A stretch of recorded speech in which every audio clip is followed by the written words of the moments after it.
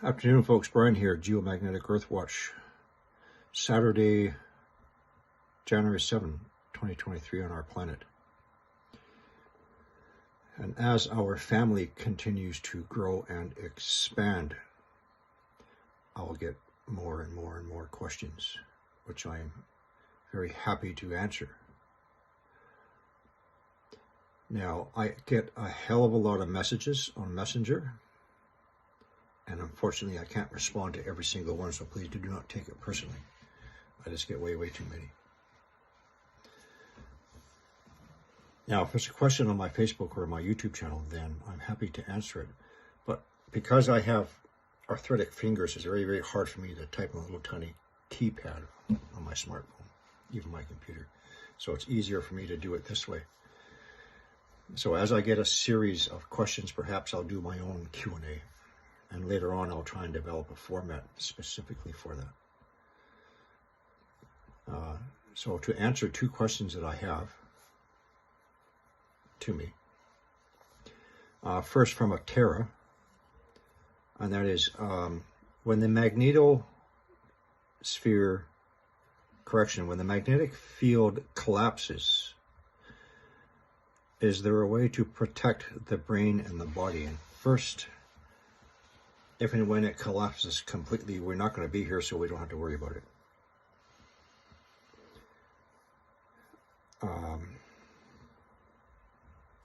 There are arguments on how long this process takes. Some indicate it can be as short as a lifetime, 80 to 100 years.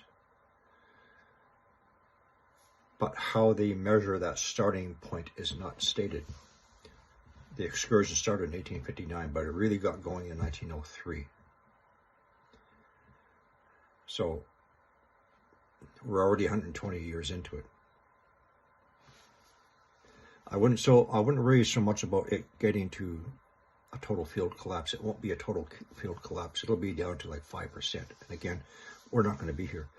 So the question might be rephrased as it continues to destabilize and weaken. How do we protect ourselves, our brain, our body? So there are a couple of things.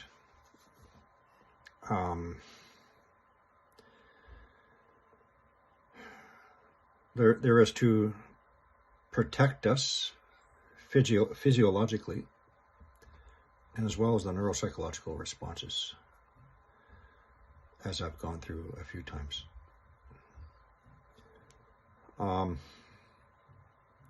So studies have shown there are 3 materials that will block or deflect cosmic rays, or rather, when the cosmic rays enters the upper atmosphere, it interacts with the atmospheric atoms and creates a secondary showering particles called muons. So there are 3 materials. One is water, obviously not practical. I believe the depth is somewhere between 6 and 20 feet of water above your head to shield you. Second is concrete.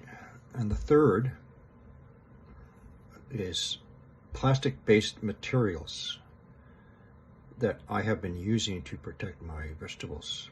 Plastic-based materials being polycarbonate panels.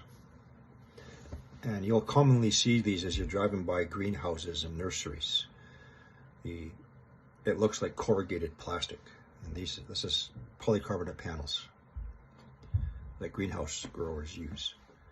And they are approved to deflect cosmic rays and ultraviolet radiation, which I'll get into secondly. So, going back to concrete,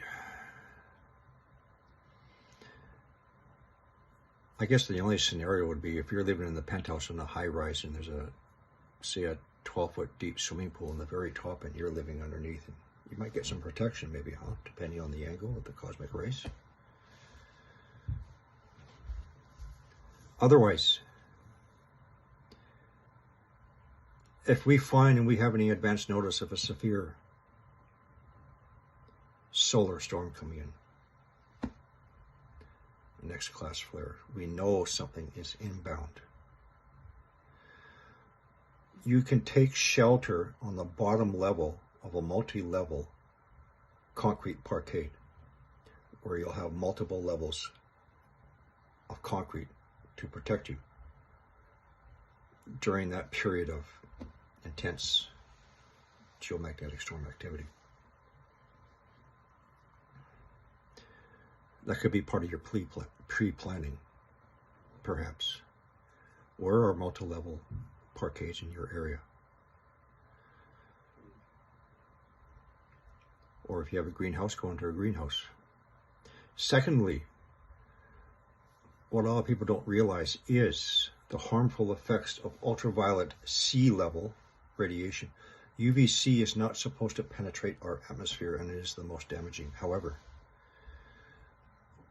those cosmic rays is what's depleting our ozone, and it's our ozone that protects us from ultraviolet. It's not man-made CFCs. It's those cosmic rays coming in, depleting our protective layer of ozone, allowing UVC to come in. And it's the UVC that damages both human and plant DNA. When it comes to plant, it can cause the mutation deep through the leaf plant system stem right into the roots, potatoes, for example. So what can we do to protect ourselves from increased level of UVC? There's a number of materials. One, unbleached cotton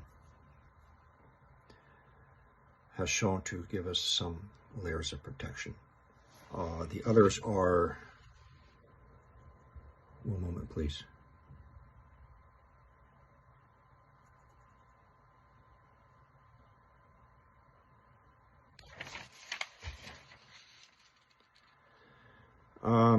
Polyester materials, any shiny fabric, satin, for example.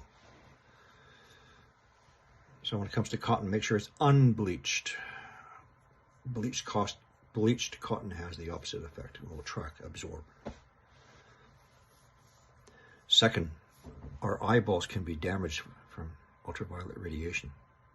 Damage to the cornea, cataracts, leading to vision loss. So it's very, very important that we protect our eyes when we're outside with proper UV protection sunglasses and having a supply of those while they're in stock. It's one of those prep items. Okay, UV protection to the eyes, to the skin, certain materials. As for the effects and how do we protect our brain if you're predisposed to any mental health issues, as I've discussed a number of times. If you have any people or children in your family who are autistic, have anxiety, depression, mood swings, psychosis, periods of rage, having that knowledge as a tool, to prepare yourself and your child when you know there's an incoming solar storm coming in, and those predisposed to the effects of cosmic radiation. So to answer that question, I hope you're satisfied. Second, Gionis, pardon me if I mispronounced your first name. When the magnetosphere is weakening, can asteroid debris easily fall to Earth? Our magnetosphere protects us only from the highly charged particles coming in when we have a full strength protective magnetic field.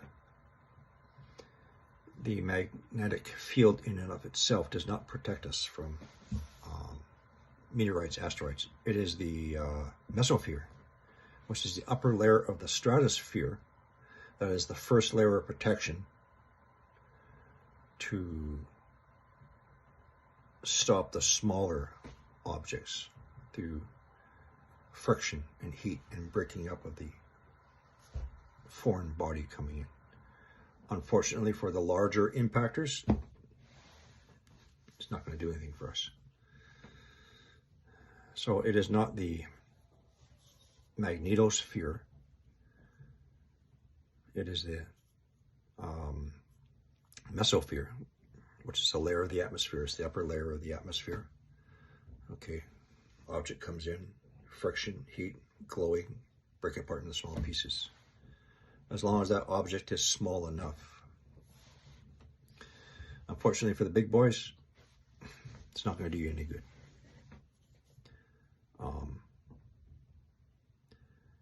So that is basically to answer those two questions. And again, it's easier for me to answer it this way than trying to type long sentences and paragraphs. That's it for now, folks.